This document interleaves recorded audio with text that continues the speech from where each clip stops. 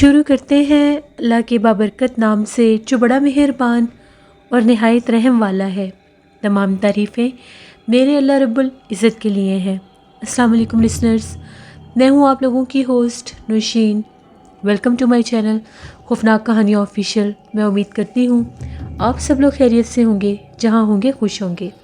آج آپ لوگوں کے لیے میں بہت دلچسپ خوفناک کہانیاں لائی ہوں جنہیں آپ لوگ بہت پسند کریں گے۔ سلسلہ شروع کرتے ہیں آج کی خوفناک کہانیوں کا۔ بڑھتے ہیں آج کی پہلی خوفناک کہانی کی طرف۔ یہ خوفناک کہانی اسد شیئر کر رہے ہیں۔ اسد کہتے ہیں، میں ڈی جی خان کا رہنے والا ہوں۔ آج آپ کے ساتھ اپنی زندگی میں پیش آنے والی بہت ہی زیادہ ڈراؤنی کہانی شیئر کرنا چاہتا ہوں۔ آج سے 6-7 سال پہلے کی بات ہے۔ بہت سخت سردیوں کا موسم تھا۔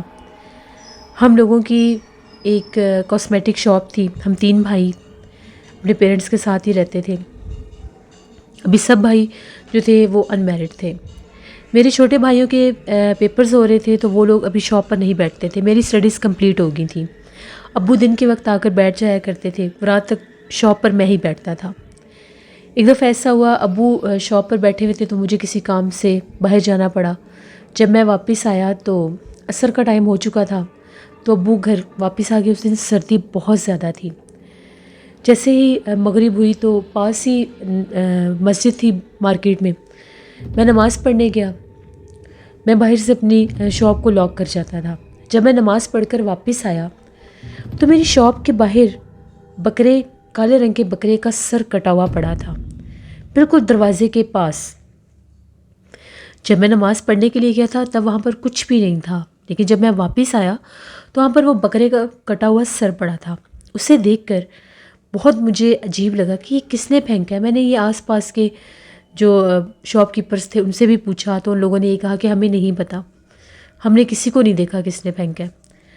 خیر میں نے اس کو پاؤں کے ساتھ تھوڑا سا سائڈ پر کیا، وہ بالکل پھر بھی میری شاپ کے آگے تھا۔ مجھے تھوڑا سا وہم ہوا، میں نے اس کو ایک ہاتھ کے اوپر شاپر سا چڑھا کر اس کو پکڑ کر، تو ادھر سامنے ہی بالکل ہم لوگوں کے چوک میں ایک درخت ہوتا تھا، اکثر وہاں پر لوگ یہ کچرا وغیرہ بھی پھینک دیتے تھے۔ وہاں پر جا کر جیسے ہی میں نے ابھی اس کو پھینکا، پتہ نہیں کہاں سے 3 بلیاں کالے رنگ کی وہ یوں جھپٹی اس کے اوپر۔ 1 سیکنڈ میں وہ کہاں سے آئیں اور 1 سیکنڈ میں وہ جھپٹ کر جیسے انہوں نے اس کو نوچنا شروع کر دیا۔ میں واپس آ کر ہاتھ دھو کر اپنی شاپ میں آ کر بیٹھ گیا۔ ابھی 10-15 منٹ ہی گزرے ہوں گے، میرا سر بہت بھاری ہونے لگ گیا۔ سردی بھی بہت زیادہ تھی اور ان دنوں میں دھند بھی بہت زیادہ پڑتی تھی۔ میں 8، 8:30، 9 بجے تک دکان بند کر دیا کرتا تھا، لیکن ابھی جب میں نے ٹائم دیکھا تو ابھی 6:45 کا ٹائم ہو رہا تھا۔ میرے سے بیٹھا ہی نہیں جا رہا تھا۔ میں نے کہا چلو میں گھر چلتا ہوں۔ میں اٹھا، میں نے شاپ بند کی، اپنا بائک لیا اور گھر کی طرف آنے لگا۔ اب دھند، ان دنوں میں جو دھند تھی شام 6 بجے تک شروع ہو جاتی تھی۔ 7، 7:15 میں اپنی شاپ سے نکلا۔ وہ پاس والے لڑکوں سے بات کرتے کرتے مجھے دیر ہوگی۔ گھر تھوڑا ہم لوگوں کا دور تھا۔ آتے آتے مجھے تقریباً 7:45 ہو گئے۔ میں آرام سے آ رہا تھا کیونکہ بہت زیادہ دھند تھی۔ جیسے اپنی گلی میں داخل ہوا، گلی بالکل سنسان تھی، سب کے گھروں کی لائٹیں جل رہی تھیں، کوئی بھی مجھے نظر نہیں آیا۔ میں نے کیا دیکھا کہ ہم لوگوں کے گیٹ کے آگے جیسے 3 عورتیں کھڑی ہیں کالے لباس میں۔ ابھی میں بالکل ان سے تھوڑا ہی دور تھا، مجھے ایسا لگا جیسے وہ ہم لوگوں کے گھر میں داخل ہو گئی ہیں۔ مجھے لگا کوئی مہمان وغیرہ آئے ہوں گے۔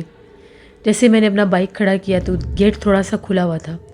میں بائک اندر لے کر گیا اور بائک میں نے جیسے ہی وہاں پر گیلری میں کھڑا کیا، ایک سائڈ پر ڈرائنگ روم تھا، ایک سائڈ پر میرا کمرہ تھا، پھر آگے ایک صحن تھا۔ ڈرائنگ روم اور میرا کمرہ آمنے سامنے تھے۔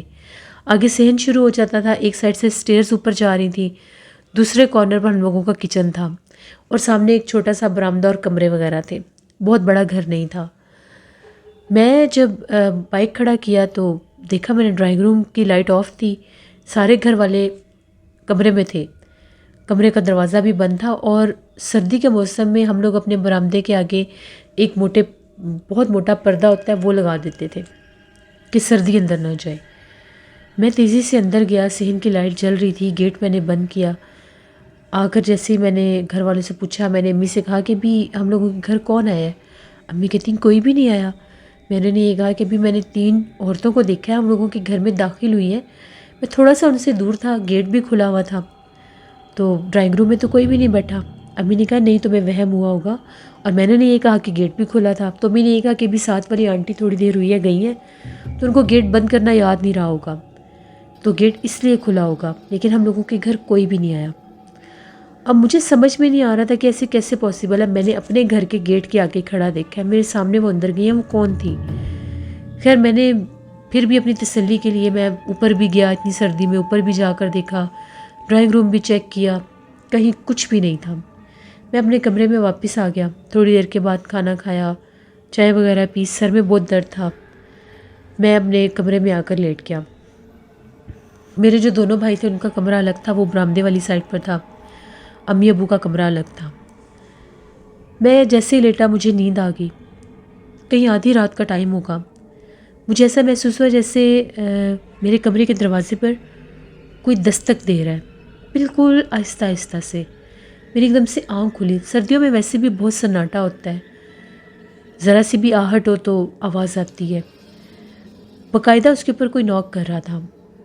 میں فوراً سے اٹھا کہ امی وغیرہ نہ ہو، ٹائم دیکھا تو ابھی 1:30 بج رہے تھے، اور ایسے لگ رہا تھا بہت رات گزر گئی ہے، مجھے ایسا لگ رہا تھا مجھے سوئے ہوئے بہت دیر ہو گئی ہے۔ میں نے پوچھا کہ باہر کون ہے، مجھے کوئی آواز نہیں آئی۔ جیسے ہی میں نے دروازہ کھولا، ہم لوگوں کے بالکل وہ سامنے ڈرائنگ روم کا دروازہ کھلا ہوا تھا۔ میں نے جھانک کر دیکھا، صحن میں کوئی نہیں تھا، صحن کی لائٹ جل رہی تھی، دھند بہت تھی۔ تھوڑا سا آگے ہوا تو مجھے ایسا محسوس ہوا جیسے سیڑھیوں میں روشنی ہے، جیسے سیڑھیوں سے کوئی چڑھ کر اوپر جا رہا ہے، اس کے ہاتھ میں اب کوئی روشنی ہے، جیسے کوئی ٹارچ، لالٹین یا کینڈل ہوتی ہے، یعنی کوئی روشنی میں اوپر چڑھ کر جا رہا ہے۔ مجھے نظر نہیں آ رہا تھا وہ کون ہے، روشنی مجھے سیڑھیوں میں نظر آئی، باقاعدہ کوئی اوپر جا رہا تھا۔ میں بہت زیادہ ڈر گیا، میں نے اکیلے اوپر جانا مناسب نہیں سمجھا۔ میں فوراً سے بھاگتا ہوا امی ابو کے پاس گیا، ان کو جگایا، چھوٹے بھائیوں کو جگایا، ان سے یہ کہا کہ میں نے آپ کو کہا تھا کہ میں نے کسی کو اندر آتے دیکھا ہے، ابھی سیڑھیوں کے اوپر کوئی جا رہا ہے، میں نے خود دیکھا ہے اسے۔ امی بہت زیادہ ڈر گئی، ابو نے کہا کہ آرام سے اوپر جائیں گے، یہاں سے کچھ اپنی حفاظت کے لیے کوئی اسٹک یا کوئی ڈنڈا وغیرہ اٹھا لیتے ہیں۔ تو وہاں پر ہم لوگوں کے پرانے بیٹ بھی رکھے ہوئے تھے، وہ ہم لوگوں نے اٹھا لیے۔ ہم لوگ آرام آرام سے سیڑھیاں چڑھتے ہوئے اوپر گئے، سیڑھیوں میں بھی لائٹ لگی ہوئی تھی، وہ جلا دی ہم نے۔ ہم لوگ چھت کے اوپر گئے، کہیں کسی کا نام و نشان نہیں تھا، چھوٹا سا ہی چھت تھا، بہت بڑا گھر نہیں تھا، سارا چھت چیک کیا، اوپر کوئی کمرہ نہیں تھا، صرف ہم لوگوں کا چھت تھا۔ ایک سائڈ پر پانی والی ٹینکی تھی، وہاں سے بھی جا کر دیکھا، کہیں کوئی بھی نہیں تھا۔ ساتھ والوں کا گھر دیکھا، بیک سائڈ والوں کا گھر دیکھا، دونوں سائڈوں پر جو لوگوں کے گھر تھے دیکھے، نیبرز میں بھی کوئی نہیں تھا۔ ابو نے کہا کہ پتہ نہیں تمہیں کیا ہو گیا، تمہیں کیا کچھ نظر آ رہا ہے، ہمیں تو یہاں پر کچھ بھی نظر نہیں آ رہا۔ میں نے یہ کہا جی میں بالکل سچ کہہ رہا ہوں، میں نے تو جھوٹ نہیں بولا۔ خیر ہم لوگ واپس آ گئے، اب میں اپنے کمرے میں چلا گیا، امی وغیرہ ابو وغیرہ اپنے کمرے میں چلے گئے، امی الگ پریشان۔ ڈرائنگ روم کا دروازہ بند کر دیا، باہر سے کنڈی لگا دی، وہ پرانے دور کے جو ڈبل ڈور دروازے ہوتے ہیں وہ تھے۔ میں اپنے کمرے کی کنڈی کبھی بھی نہیں لگا کے سوتا تھا، ویسے دروازہ بند کر کے سوتا تھا۔ اس دن مجھے تھوڑا سا خوف آیا تو میں نے اپنے کمرے کے اندر سے کنڈی لگا لی، میں پھر جا کر لیٹ گیا۔ مجھے کچھ سمجھ میں نہیں آ رہا تھا یہ سب کیا ہے کیا نہیں، یہ کیوں ہو رہا ہے میرے ساتھ۔ اس گھر میں ہمیں رہتے ہوئے 8-10 سال ہو گئے تھے، آج تک ابھی ایسا کوئی انسیڈنٹ نہیں ہوا تھا، ایک دم سے یہ سب کیا ہے۔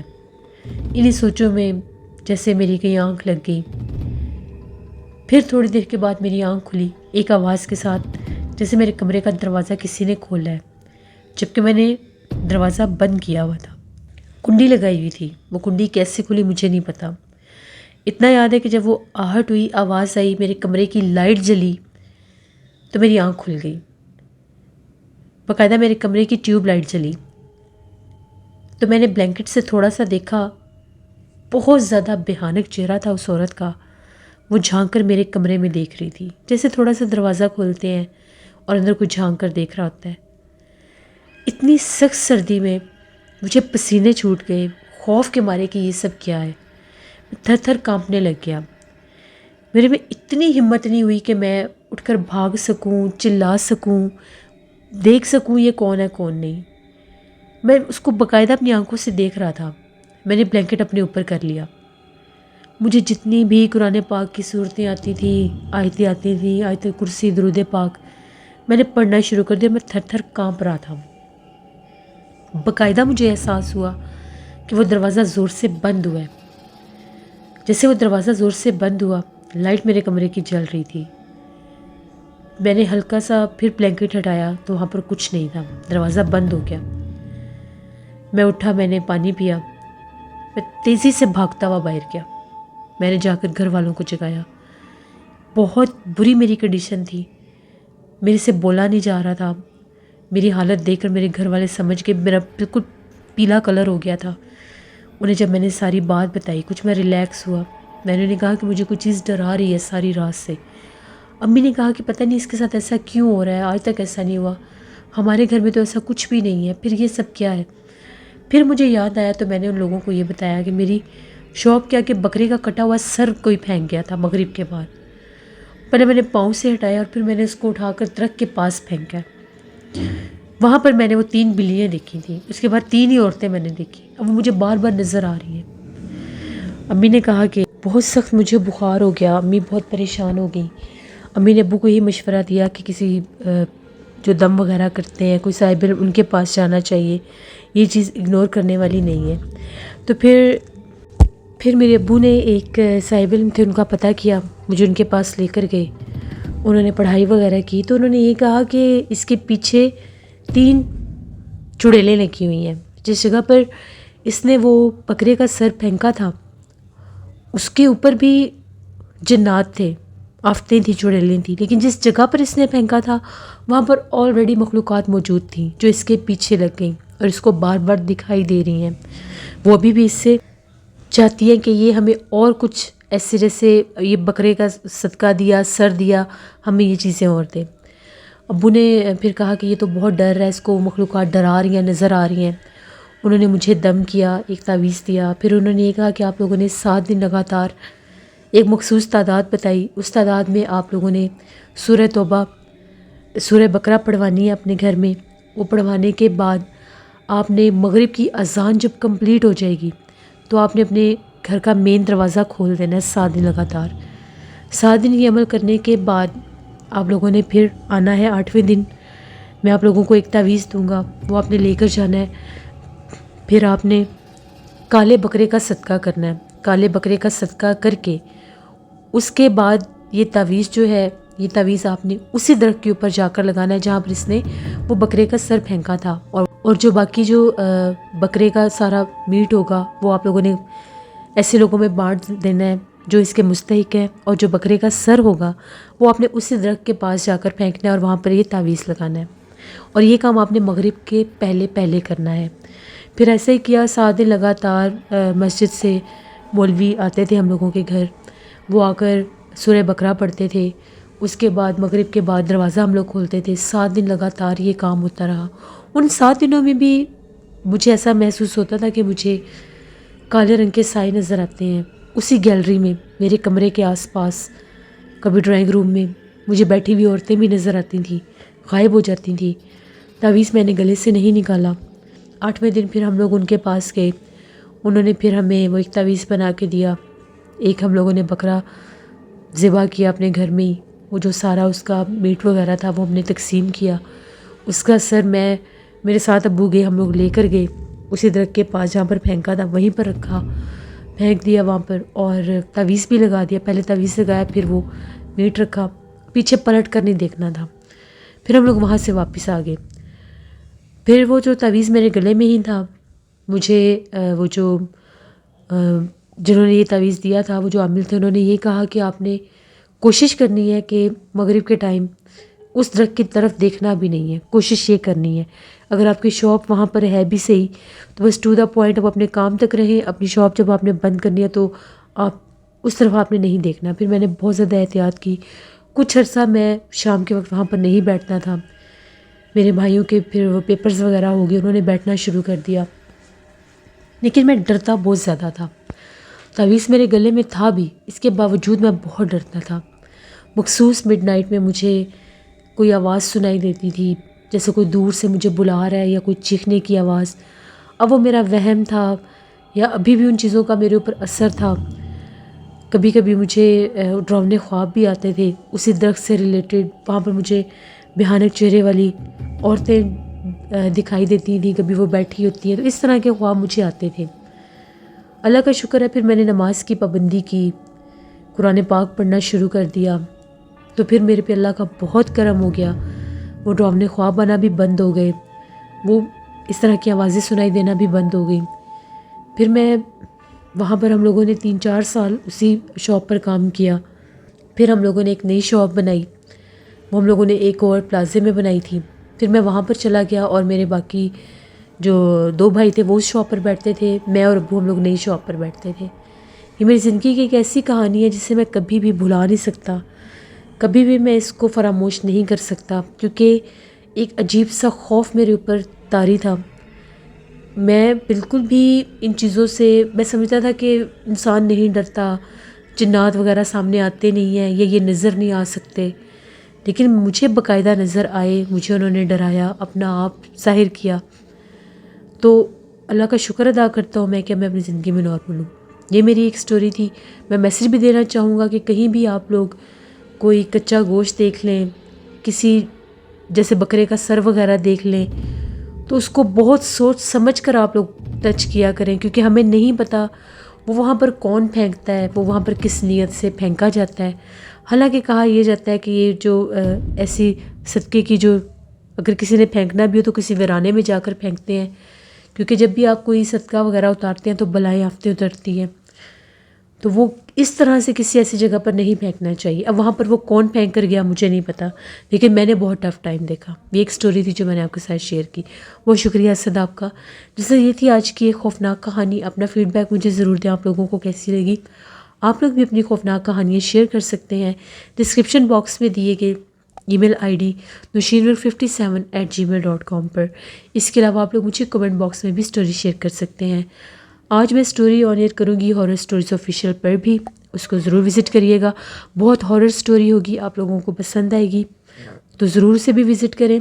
نشین ورک آفیشیل پر میں ولاگ پوسٹ کروں گی، اس کو بھی آپ نے وزٹ کرنا ہے. جن لوگوں نے ابھی تک سبسکرائب نہیں کیا میرے ولاگ چینل کو بھی جا کر آپ لوگوں نے ضرور سبسکرائب کرنا ہے. نشین ورک آفیشیل میرا ولاگ چینل ہے، اس پر میں ولاگ اب انشاءاللہ ڈیلی پوسٹ کیا کروں گی، اس کو بھی سبسکرائب کریں اینڈ سپورٹ کریں. نیلا وائس آفیشیل میری سسٹر کا چینل ہے، ان کو بھی جا کر سبسکرائب کریں اینڈ سپورٹ کریں. میری طرف سے آپ سب لوگوں کو 12 ربیع الاول کی بہت بہت مبارک ہو. اپنی ڈھیروں دعاؤں میں مجھے، میری فیملی کو، میرے پورے پاکستان کو یاد رکھیے گا. انشاءاللہ کل آپ لوگوں کے ساتھ پھر ملاقات ہوگی کسی نئی خوفناک کہانی میں.